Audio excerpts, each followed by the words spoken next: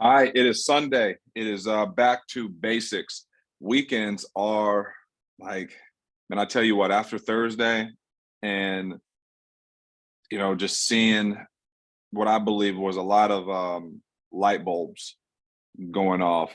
I don't think of like what was like what's possible, but I think there was some possibilities unlocked for individuals. There's a lot of things like so for some people to go, well, the NFL doesn't exist. That would be weird. But to believe that you could actually be a part of the NFL, that would be another sense of belief. Correct? You know what I mean? And I think that's kind of like what happened was, hey, dude, I know I got a license and I may have made a sale or two, but dude, I really think I believe I can do it now. Not just those guys can do it, but I can do it. Is that fair to say, Jacob, coming out of that? Oh yeah, 100%. Pretty Um, much because like Bryce and Chantel and all them. I mean, you just look at other people that's doing it. You just kind of not really compare yourself because that's a bad thing to do, but just kind of say to yourself like if they can do it, you can do it. 100%, dude. And going into let's hit on that lock in a little bit. Then I want to get into this, our topic tonight. But I think they kind of go together, man, because I think in gaining confidence in this business, things like that help, right? And as a new agent, getting around, like we created an environment, but there's many ways that you can create environment. So what was the biggest thing? What did we do on Thursday, and what was the biggest takeaway? And I want to go around from some of these guys who were there and what they took from it, because I bet you there'll be different pieces from everybody. Yeah, I think that it was mainly just the environment that everyone was in. I think it was the energy that kind of, it was like a competitive environment, but also like you see, other people doing something, and then if you're not doing it, kind of holds you accountable as well. But it was just the excitement with everyone that, because they're all new, and it was just the excitement of booking all those appointments and doing telesales and just being around everyone in a team environment. I think that was huge. Huge. 100%. Cooper. Yes, sir. How was your weekend, man? It was honestly a slow weekend, to be real with you. Didn't have any sales. I had booked 12 appointments. Only had 5 sits. Just kind of a slow weekend, but definitely just still a learning experience, honestly. Just keep grinding, keep pushing through it, book more appointments. What was your big? I said definitely book more appointments. 5 out of 12 sits ain't bad, Yeah. Now, what was your biggest takeaway coming? What was your expectation going into the lock-in and coming out of the lock-in? My expectation going did it meet into it? Yeah. Sorry. I said, did it change? Did it meet your expectation? Did it exceed it? What was that like? Just kind of just piggybacking on what Bruns said, like it was just such like a team environment. It just felt like I was back in the locker room. A bunch of guys trying to accomplish the same goals, and just other people's success, like feeding off of it. When someone else booked an appointment, I felt like I just booked another appointment. And just seeing people like you, people like Bryce, people who've done it for a long time and been really successful at it. Seeing how it's done the right way and how you guys overcome objections. And like you booked my appointments, and in your first 5 calls, you'd book 3 appointments for me. I was like, that's in 30 minutes. And just, you overcame objections I wouldn't have.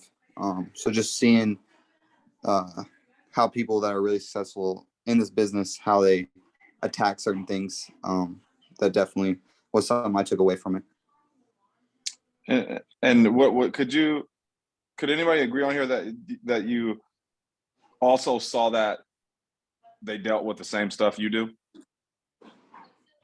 Mm-hmm. You know what I mean? Like same stuff, dude. Same people hanging up, same callback, same. And I think you learn so much about how folks respond to what's perceived as failure than when they win, because anybody feels good high-fiving and stuff when they're winning.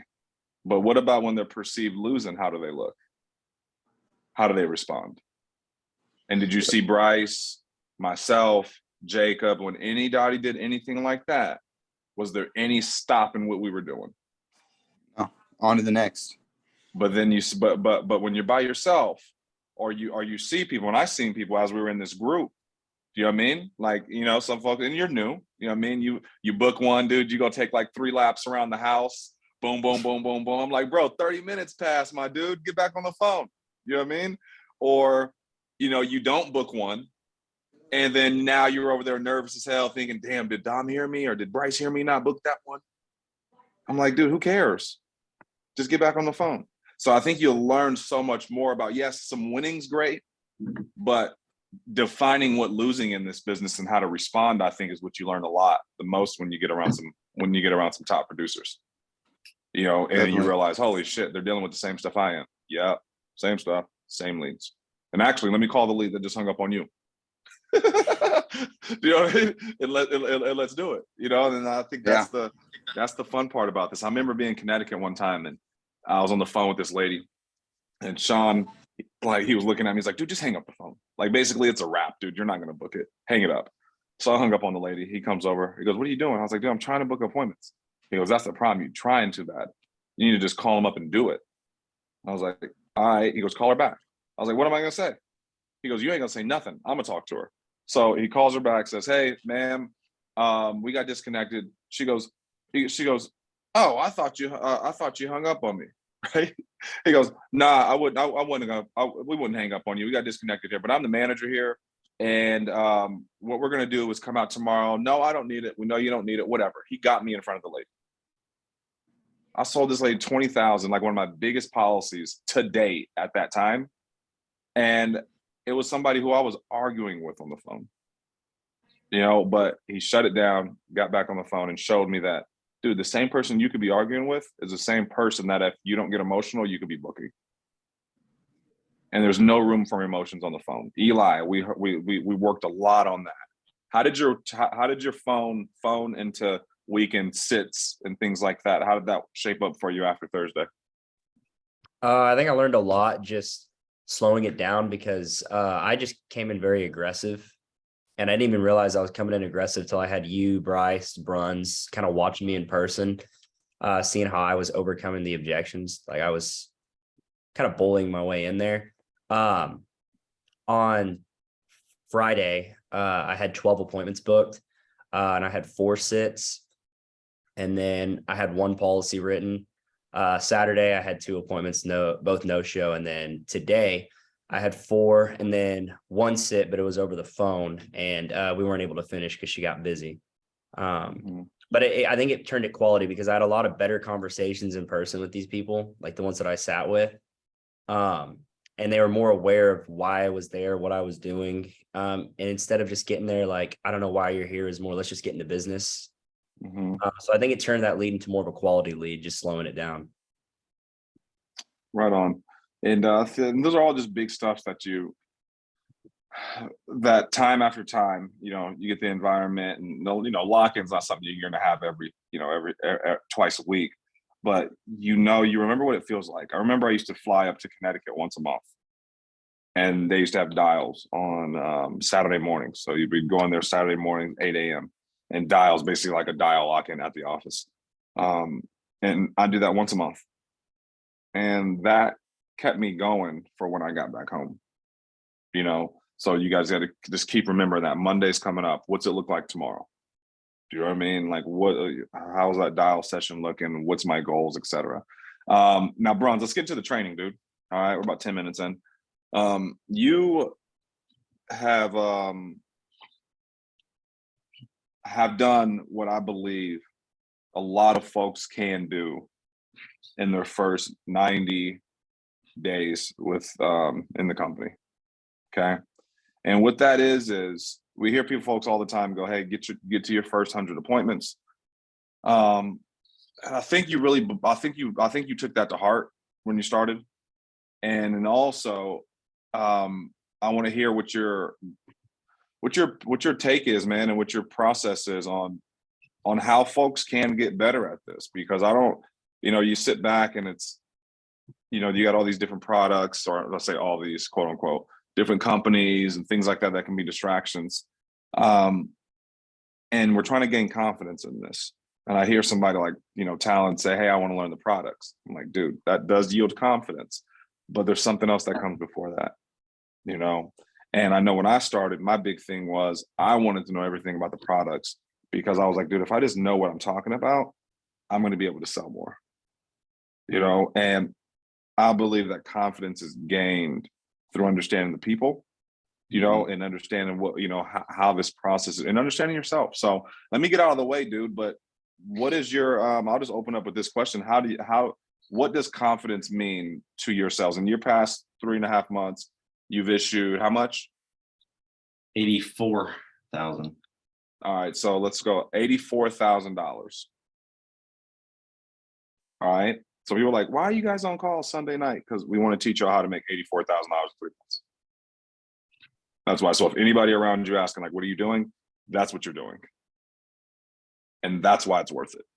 Makes sense? So if anybody's doing anything less, tell them, hey, dude, you can do more. All right. So 84, let's go. Let's just average in 20-something thousand dollars a month. How do you get, what is that confidence like? How do you get there? What is that like? What does that track look like? You know what I mean? I'm just going to let you roll too, dude, because, and I want folks take some notes. If you guys have any questions at all, chime in. But talk about that track, dude, from not knowing anything about this business to 8K, 15K, 20K, 35. Cool. Basically, I really did take to heart the as soon, like, the faster I get to 100 appointments, then the quicker I'll learn more about this business and the people in it. So I really did take that to heart, and I got there pretty quick, I would say. I don't know what I'm at now, but I think the confidence just comes with that, honestly. Just running into more situations just throughout those first 100.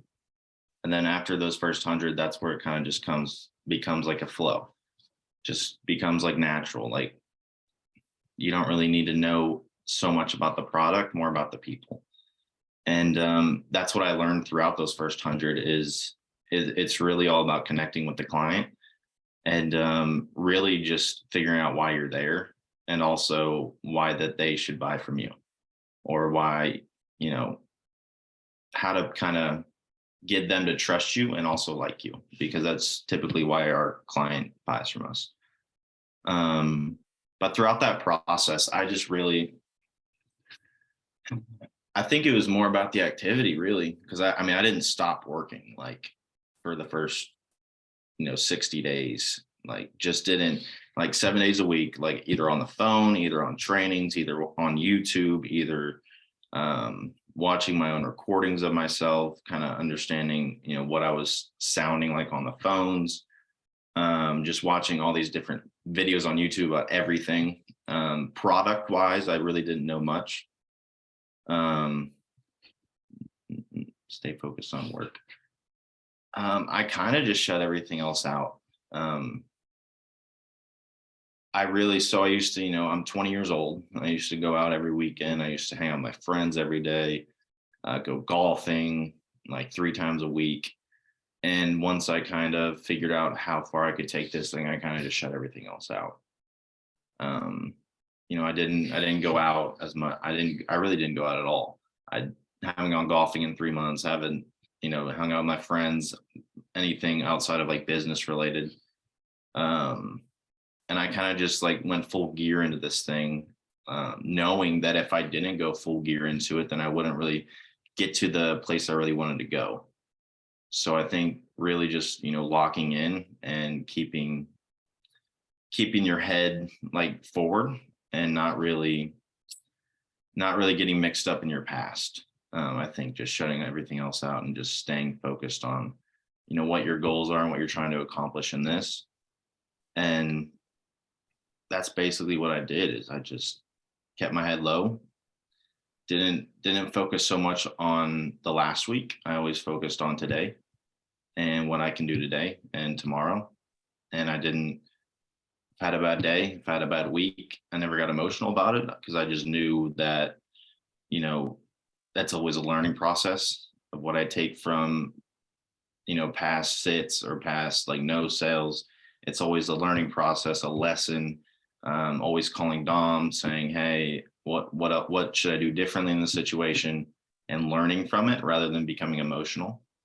So I really just took that into kind of gaining the confidence that I needed to now just being kind of just staying consistent with what I know and never getting too far ahead of myself, because I think that's what a lot of people try and do, is they get too far ahead. They know a lot more about the products, and I think that's where we catch ourselves having to go back to just being simple. And I think that was the biggest thing for me, is I was trying to know more about products and all that, and then I just realized that if I just stayed simple and focused on the client and why I'm there, and helping them in their situation, and really being in the moment with them and not my own personal state of mind, where maybe the last appointment I got kicked out of the house. So I was always in the moment with that particular person, and I just went appointment by appointment, dial day by dial day, day by day. So You mentioned working 7 days a week. Okay. mhm. That may turn some people off. Okay. Mhm. But what may turn some people on is making $20,000+ in a month. Yeah. Do you know what I mean? Mhm. So, but 7 days a week doesn't mean 24 hours a day. See, 7 days a week means your doors are open 7 days a week. See, when you're learning this thing, you're going to dial every day. Dialing on Mondays and Thursdays is the luxury of a top producer. See, Bryce Evans dials Mondays and Thursdays. He's a Hall of Fame producer, and he books 20 appointments every Monday and Thursday. Make sense? We're not there yet. You ain't there yet. So with that, Cooper, you saw him popping off appointments, right? Yes, sir. All right. He was in damn Oklahoma City, made 2 sales and booked more appointments than everybody at the house. With the same tone, no matter what anyone said. When me and Kyler and Bruns were talking about that. It's like let's not compare. Let's not go, oh, dude, I'm gonna do what Bryce does. Dude, you're not there yet. And neither is Bruns, and Bruns ain't there yet. So Bruns is on the phone Tuesday mornings to fill up Wednesday, if Monday ain't stacked. But when he started, he would probably have on Mondays, maybe have 9 appointments by the end of the day. But what's that mean? Door knocking, on the phone. Just be open to doing more and gaining that confidence. You were open. We were talking about your first phone sale. And this is what, when you gain confidence, you got to take risk. So I don't want to undermine or like forget about some times that I recognize, like, dude, this guy's about it. You know what I mean? Like you made your first phone sale. It was 10 o'clock at night. I said, dude, why'd you call it? He goes, well, I got a Facebook lead and that's when it came in. So I figured, why wouldn't I call it at that time? I said, well, makes sense to me. Made a sale. See, we have to that's you're gaining kind of like, he could have thought, well, what if it's too late? What if it's this? What if it's that? What was your thought on that, dude? What made you just say, screw it, I got the lead, I'm gonna call him at 10 o'clock? Well, I just, thought, what's the worst that could happen? Say, hey, call me back tomorrow. But it didn't work out like that. Look, that's the worst that could happen. Somebody thinks the worst that can happen is that like they're going to ruin the lead. The priest are going to be so pissed off they never get to see him again. Or the worst that could happen is that their feelings get hurt. Yeah. See, is there any room for how you feel in this business? 0. Not at all. Give me some examples of what you mean by like sometimes you felt like something and it just. Oh, you'll have just people that you're like, I'll call you back on this subject, or I'll call you back. I'll get you this. I'll make sure to call you back. And there's been a lot of those that I'm just like, I don't expect it. But in the beginning, I expected them to call me back. I expected them to, give me their information, all that stuff. And I was just always calling them back. They're not answering. And then that was when I was like, I really can't be emotional, because if I am, I'm just stuck on these same people and it's never going to make me progress forward. So I just said, you know what, I'll take the ones that I didn't sell, and they're just not answering the phone. I'll just take those as lessons. And I stopped really getting emotional about those things. And I think this is a good caveat. So you're talking about emotions, right? And taking control. All right.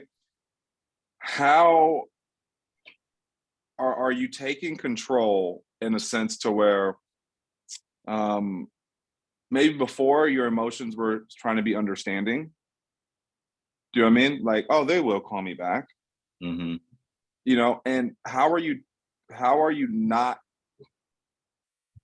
doing that? When, oh, like, can I give you a card? Or, hey, Jacob, you did great today. Whatever those things are that you had this, oh, I'm gonna call you back, or hey, now's not a good time on the phone, or in the home, oh, I'm sick right now. Can you come back another time? Like all these different things that people can do to where if we're emotional about it, we go, you know what? The client's always right. Boo-hoo me, right? Versus let me stand up for them. So can you give me some examples of times to where you were maybe pushed around and times to where you stood up for the client?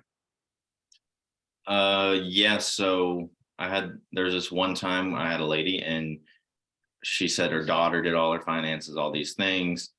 And she wouldn't give me her bank account. I think, yeah, it was her bank account. And it was just like, it was more of like she didn't trust me, and that she just didn't want to give it to me, rather than, hey, that type of situation. And I just said, I kind of just combated it with, we're obviously putting this in place for your daughter. And then I said, do you pay for your phone bill? I said, do you pay for your internet? And I saw a nice 60-inch flat screen TV on the wall. I said, you pay for that, right? Yeah. Okay, perfect. So are you saying that you're putting all these electronics over your family? And I think that was the more confidence part of it, but it was also like fighting for her and fighting for her family, and just being like super intentional with it, because I just knew that she needed it. But I think that she was just a procrastinator, like many of our clients are. But I think getting over those situations is where you really start to like realize, not everyone's gonna like be that like easy to like overturn. But I think it's mainly about like just at least fighting for you, or at least fighting for the client, because you may never talk to them again. And I've had those situations as well. It's where like, hey, let me think about it. Let me get back to you tomorrow, and I'll give you that banking. And that's because that's all you need, right? Yeah, that's all I need. And I'd leave the home, and next day, expecting a phone call, called them 5-10 times, never picked up. Felt like I felt like we connected really good, right? And I think that's where the emotional thing gets in. It's like, damn, I really thought that we connected, like, person to person. And then they don't care about that. They're not going to give you anything else, because it's just, and that's the emotional part. You know what I love is when I hear, and I used to feel this way. I used to tell Sean, like, dude, they really liked me. Mm-hmm. Like, nah, dude, they really liked me, dude. They're gonna give me their, like, nah, it's all good. They block my number, they damn near move houses. Shit. I'm like, dude, they don't even live here no more. What happened? Oh man. Dude, so all right. So we're talking confidence. All right. How to gain confidence. I think we gain it through asking questions, dude. You think about some of the questions you ask in the home. When you're confident, what type of questions you ask? When you're not confident, the lack of questions you ask, or the type of questions you ask. See, when you're confident, you just go, well, how much insurance you currently have right now? Like you got insurance, versus when you're not confident. Well, Jacob, do you happen to have life insurance in place right now? Do you see how there's a difference? Mm-hmm. Like confidence is, how do you ask the questions? Jacob, would you mind grabbing your policy for me? Or, hey, Jacob, hey, get up and get that policy real quick, dude. I take a look at it. Would you mind getting your bank account information? Hey, who do you bank with? Bank of America, sweet. Go grab a check or get the account number real quick so we can get this thing taken care of. Yep. I can go on for days of you're probably saying the right stuff. You're just saying it with lack of confidence. 100%. You don't ask people things to get them to move. See, I'm not you're not out there to give people information. You're out there to get people to move. The reason they're on the fence with life insurance is because they don't know which way to go. So we got to push. Like, our job is to guide people along this conveyor belt of insurance. That's the way I like to look at this. Like it's a factory. Think about this like a factory. Like we're at the GM factory in Detroit in 1950, and we're putting cars together. Like, dude, they're just on the belt, bro. They're here, boom, put the tires on. It's kind of how I like to picture this thing. You with me? You know, so ask these questions in a way. Chantel, have you ever thought about that, confidence and asking questions? We've heard whoever asks the most questions wins. I get that. But how you ask those questions allows you to win too, right? Absolutely. You know, like what are some things initially that you think are some questions, or what give me your thoughts on that, because this is maybe my first time really thinking about it in this light. Okay, so I mean, it's funny, I was having a conversation with an agent earlier and they were talking about annuities, you know, and that's like a question that I ask people because as a new agent, a lot of times, sometimes people at the end would be like, well, we don't need it because we've already got something else. And I'm like, what else you got? They're like, oh, we've got money. So I learned like how to ask all these questions up front. So at the end, I know what their situation is. But if you don't know, then they can railroad you, right? So the more questions you ask now, and it was uncomfortable at first because you know, people are going to be like, why do you need to know that? Because I'm going to assess you. I'm going to assess your situation and give you my professional recommendation. If I don't know what you got going on, how am I going to recommend to you what you should do? Right? But if you don't ask those questions up front, and then at the end they say they got something else, then, you know, you're kind of screwed. 100%. Bryce, questions and confidence, dude. Do you have any examples or that makes sense the way I was saying those things in different ways? Yeah, I mean, I think what comes to mind initially is that, you know, like Jacob said, activity breeds confidence. And then once you have the confidence, like the way I looked at this thing was like, eventually I realized after running a bunch of appointments, like the path that I want to go down every single time. But in the beginning, you don't really know how to get to that path. And what you realize after running a bunch of appointments is if you ask the right questions, you know the path that the client's going to go on, and you're just guiding them, right? You know where you're going, but if you just throw it out there early on, then it's going to like scare them, and you know what I mean? You guys aren't going to be on the same page. But if you ask good questions, it will lead them down that path. Like what you want to happen falls in your lap if you ask the right questions. And you know, it's if you haven't run that many appointments right now, like I'm talking gibberish right now, you know what I mean? Like once you run a bunch of appointments and you realize, all right, this is where we want to get, I got to get out in front of this, and this, like Chantel was saying, you know what you got to get out in front of. So asking good questions is everything. And, you know, every appointment will go the way you want it to once you know what to ask.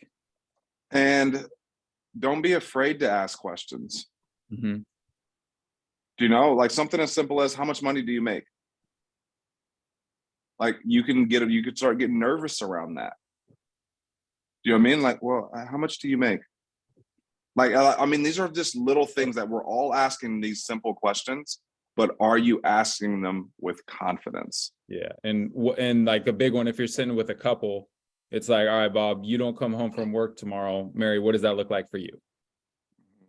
And like actually getting them to think about that and talk about that. Like, that's what I mean by the appointment falls in your lap once you already know, like you've already asked the income questions, right? You already know Bob makes 3,000 a month, Mary makes nothing. It's like, okay, if I just say that, right?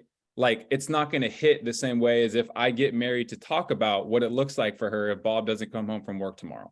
So let me make sure I ask Mary that. No, Bob, I'm asking Mary this question. Mary, if Bob doesn't come home from work tomorrow, what does that look like for you in terms of staying in this house?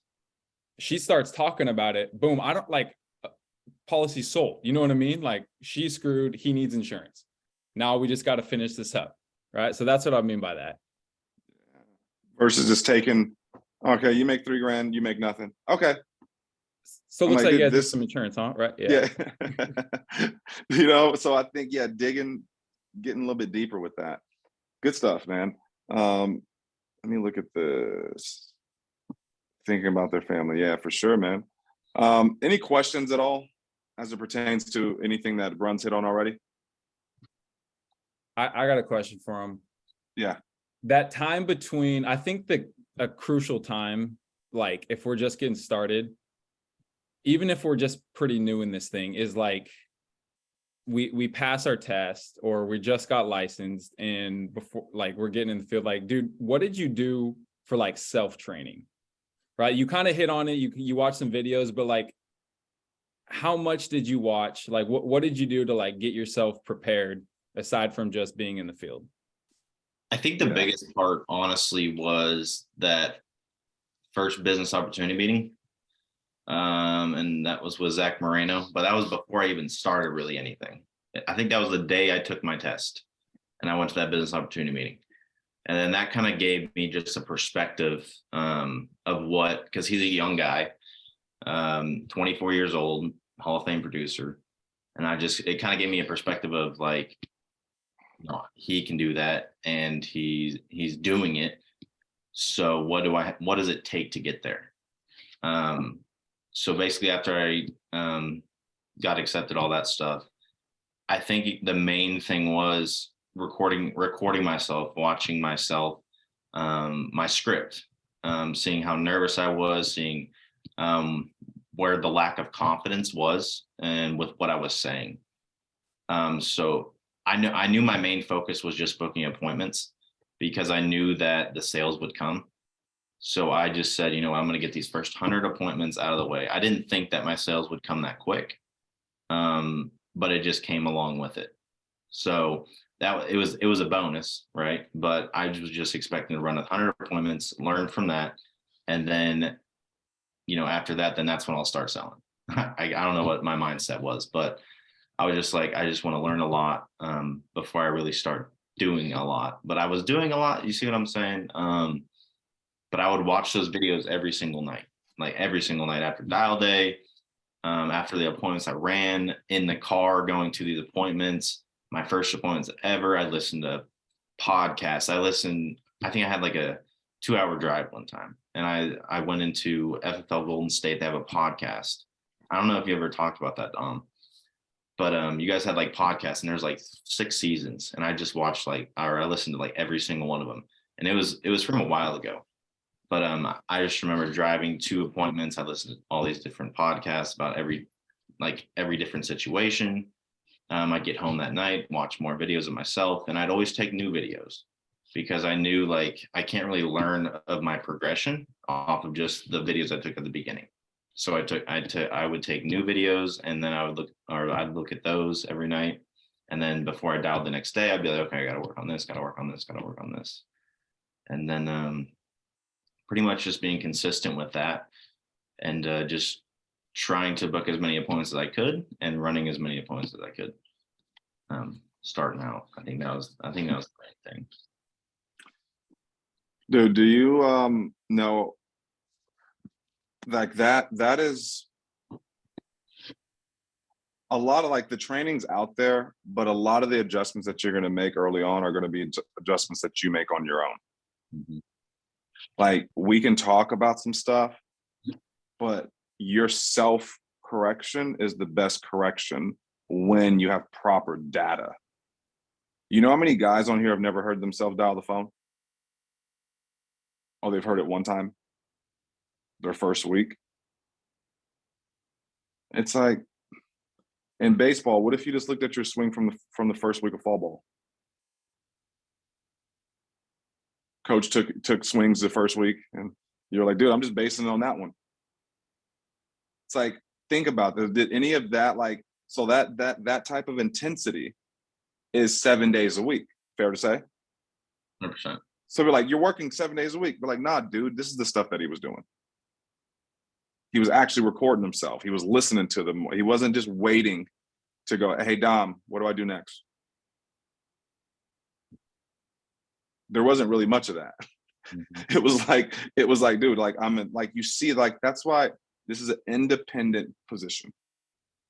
And you see the folks who take off the fastest are the ones who go, they see that, oh, this is independent. I can do as much or as little as required. And I can do more with help. You know, so those things, we've talked about it, you know what I mean? Record yourself, send over recordings, do this, do that. And I try to say, hey, send them to me. And I do that just to get people started and stuff. But dude, the best feedback you're going to get is from hearing yourself. Best feedback you're going to hear is like, damn, I sound like really bad. That's why I'm not booking appointments. Mm-hmm. That's what you're going to hear. Nobody ever hears a song of themselves singing and thinks it's good. But you think it's good until you hear it. Then you're like, God damn, that's bad. Like, yup. You think Beyonce don't listen to her tracks? She probably listened to every last one of them. You think she'd be like, I've been doing this 25 years. I ain't gonna listen to my songs after I do them. Still listen to them. But we're supposed to be professionals on the phone and we don't know how we sound. That's big shit, dude. Everybody needs to take accountability of their skills on the phone like that. And if you do that, you'll be smashing it. Instead of going into these dial day hoping that you had a good batch of leads. See, the difference that he went into dial day with is going, I'm getting better on the phone because I'm practicing. You go into dial day hoping, hope this is a good batch today. There's a difference. And somebody going like, damn, he talking to me. I'm like, yeah, fool, that was me too. I used to do the same shit. All right, I feel you. I know. But dude, but that's this, like, is any of that, that's good stuff, dude. Is that, can anybody on here, can put it in the chat or speak up in here? Is that something that we can all commit to? If you want to be great, dude, record yourself. If you want to be great, study it. Every time you're in the car, listen to a podcast. Every time. No more music. No more like Ed Milet podcast. No more this person I love is inspirational speaker podcasts. Listen to people who sell effing life insurance at Family First Life. That's it. You're like, well, this guy I love and he motivates me. Okay, when's the last time you sold a damn policy to Mary in the middle of damn Oklahoma? Oh, never? Well, tell him to shut the fuck up. I'm sorry, but stop trying to get inspired. Get fucking paid. You feel me? Everybody's, oh my God, this person's so great. You hear their story? How about Zach Marino, 24 years old, making 400 grand? Thank you, Kyler, for sharing that. Because those are the people that you and I can relate to. Other people may make you feel good, but they ain't putting no damn money in your bank account. How many people you listen to outside of FFL? Zero. Zero. There's no I heard point. if I have somebody else come up to me and go, I'm using Cody Askin's phone script, I'm gonna go, dude, Jesus Christ. Like, when's the last time you heard Cody Askin selling at Family First Life? Or anybody? Does that make sense, you guys? Like, I'm just going like the way we do it is the way we do it. And the way we do it is there's a reason why it's that way. So OD on that stuff. Because you may listen to somebody else and they may sprinkle in something that like, you know, like, it's just, you want to make sure everything's legit. Do you know what I mean? And people are just speaking. Some people get on these podcasts, dude, and they just speak to, they literally just try to make you feel good. You know, you listen to Sean Mike, he's dropping some stuff on sales now. I tagged you guys in some of that stuff the other day. What other CEO you know talking about meeting with clients? You guys seen one? In any space, not even just insurance. You're the CEO of Burger King talking about flipping burgers. See, we're in a place that's built for a salesman or woman. So lock in. And that's what you did, dude. You locked in on what was right in front of you. Didn't go looking around for other shit. You guys with me with that? We have the best training in the country by far. By far. It's free. So, and it's free as hell. And it's free. Man, I'm telling you, anything you want to see. You're like, oh, well, that, I want to see a woman. Dude, put in there. We got tons of them. I want to see somebody who's telesales, a woman who does telesales. Cool. Erica Haynes. Does that make sense? I want a guy who does it. Josh Williams. You know what I mean? I want there's everything you want. I want somebody black. Sweet. We got Brian Mendenhall. I don't like black people. Cool. We got Ryan Montalto. Make sense? Like, I don't give a damn what you like or don't like. We got everything. So the only way you don't win is if you just choose to go, well, Bruns hired me or Dom hired me. And if they don't teach me, then I don't know. Well, that's a problem, bro. That's definitely a problem. Because if you're relying on me to teach you 100% of everything, you are going to know about 1% of stuff. Okay? Because there's so much more out there. What's it? Talon said, ask any question on YouTube, literally FFL in-home, FFL phone script, FFL how to sell 40K, FFL anything. Yep. You can put FFL how to quit, I bet. And there'll be somebody on there talking about, this is how you quit FFL. I don't know, dude. FFL how to tie my shoes is there. It's FFL there. what? It's there. Like, you can look up anything, bro. Like, anything. It's there. And, And it's free. It's true. It's free. But look, and the beautiful thing about in the other companies, you can't do that because everything is proprietary. They want you to buy it. And then they don't let everybody train because, well, what if the message gets mixed up? What if somebody says something that's not in line with what this person's doing? At FFL, we go, screw it, dude. As long as it's working, who gives a damn if it's in line with Bryce is saying? Dom says, don't leave voicemails. Matt Smith comes on right after me on YouTube and goes, leave voicemails. It's like, dude, who gives a damn? Makes sense? Like, we're at a company that says, who gives a fuck? Do whatever works for you, just as long as it's working. Make sense? So give yourself options and fall into the culture 100%. And I use that word now, culture, because it is a very, you got to be in. I hate to say it, like not even hate to say it. I have to say it. There's no like half in, half out. Let me try this thing out. If you trying it out, you're going to get smoked. I've never seen nobody try out for this and do well. Okay. I love that a lot of you guys are quitting your jobs. I'm not going to advise you do that, but I advise you do that. Okay. Because there's no, because if it doesn't work, don't come to me going, oh, Dom told me to quit your job. No, I didn't. You did that. But I'm sure, dude, if you don't give this thing everything you got, the pain of it sucking longer hurts a lot more than just not knowing immediately and just going all in. This is not something I want to drag out. I don't want to be 90 days in this thing figuring out, is this it? I think that was what was that? I think that was the big thing for me too, is I just didn't want to suck come a year down the road. I didn't want to be at the same place I was when I started. I didn't want to prolong it, so I just put more in at the beginning to where I didn't have to prolong my, I would say, learning process. I mean, I'm still learning, but not to the extent that I would be if I just didn't go all in. I think the learning process is this. You're confident, we all drop dead, right? You're confident you got a skill that you can go out there and make money now. Is that fair? Yeah. That's all we're looking for.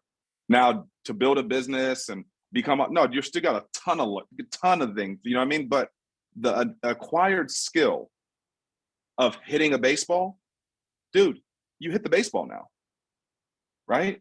Now, can you hit changeups, Kurt? Like, we're going to work on all that, dude. And can you last 162 game season?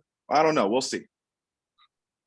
Does that make sense? But we got and that's where we're trying to get to, a lot of us, is that initial, dude, can I just put bat on ball? Can I be confident that when I swing the golf club, I'm actually going to hit the ball? I'm not trying to cut it. I'm not trying to hit a stinger. I'm not trying to backspin it. I'm just trying to hit the damn ball. Can we just hit the ball? Y'all with me? Yep. But that comes with a lot of practice. See, to hit the ball, Cooper, seems damn simple, right? It's not. But it ain't. It takes a lot of fucking work to hit the damn ball. But once you start hitting the ball, you don't forget how to hit the ball. And it don't take that long to learn how to hit the ball. But it does take a lot of fucking swings. It does. A lot of work. You know what I mean? You're going to lose a lot of balls if it's golf. You're going to get a lot of blisters, whatever the case may be. Be clear. There's going to be some swings put in. So let's get the swings in early, dude. Let's get them in often.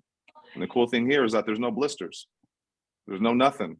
You can't lose balls. It's pretty inexpensive. We have $1 leads, $2 leads, $3 leads. Hey, any big hitters, we're going to get together tomorrow and go over some lead program stuff, some scholarship stuff, some questions that me and Bruns we're going over, and definitely want to help you guys out when it comes to your business and where you're going with it. So we'll dig in it tomorrow about some lead stuff. All right. But any other questions at all about anything tonight?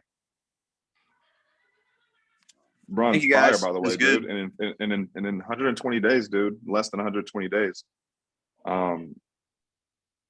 Dude, great job. It's awesome. You know, like no BS. You know, my first 3.5 months in damn insurance, I didn't do that. No shot. You know what I mean? Like, you know, like there's no shot, you know, but you know, I think it's a different world now, but I just believe that you've really taken this thing and worked it. You know what I mean? And truly worked it and inspired a ton of other people to go out there and do the same thing. And cool thing is you're going to hire somebody who's better than you. And that's the cool part about this. You know what I mean? And that's where it starts to get a lot of fun. So I appreciate you doing what you're doing, dude. Everybody on here, keep asking a ton of questions, keep working your asses off, keep sharing, keep competing. And it's one team. All right. Rising tide raises all ships. So anybody's falling down, let's pick them up. All right. Peace out, you guys.